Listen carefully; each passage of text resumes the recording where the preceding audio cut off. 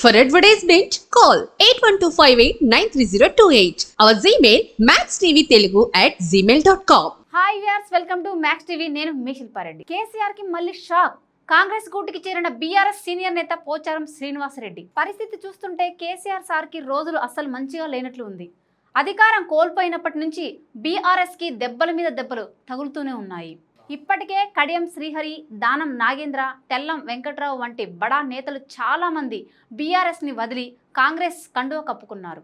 ఇప్పుడు ఆ కోవాలోకి తెలంగాణ మాజీ స్పీకర్, బీఆర్ఎస్ సీనియర్ నాయకుడు పోచారం శ్రీనివాసరెడ్డి కూడా ఆ జాబితాలో చేరడం కేసీఆర్ సార్కి పెద్ద ఎదురుదెబ్బని చెప్పాలి.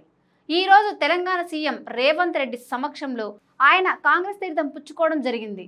ఈ సందర్భంగా సీఎం రేవంత్ రెడ్డి మాట్లాడుతూ రైతుల సంక్షేమం కోసం పోచారం శ్రీనివాసరెడ్డి గారు ఎన్నో సేవలు అందించారని, తమ ప్రభుత్వం కూడా రైతు సంక్షేమానికి అధిక ప్రాధాన్యత ఇస్తోందని, ఈ విషయంలో సీనియర్ నాయకుడైన పోచారం సూచనలు స్వీకరిస్తామని చెప్పారు. అదే సందర్భంలో పోచారం కూడా రాష్ట్రంలో కాంగ్రెస్ ప్రభుత్వం ఏర్పాటయ్యాక జరుగుతున్న పరిణామాలను గమనిస్తున్నానని, అందుకనే నేడు సీఎం రేవంత్ని మనస్ఫూర్తిగా ఇంటికి ఆహ్వానించానని పోచారం తెలిపారు. రైతు సంక్షేమం, సాగునీటి ప్రాజెక్టుల ప్రగతికి తీసుకున్న ప్రభుత్వ నిర్ణయాలు చాలా బాగున్నాయని, తాను ఒక రైతు బిడ్డ కాబట్టి అందుకే ప్రభుత్వం చేస్తున్న కార్యక్రమాలకు అండగా ఉండాలని రేవంత్ సమక్షంలో కాంగ్రెస్లో చేరినట్టు వివరించారు.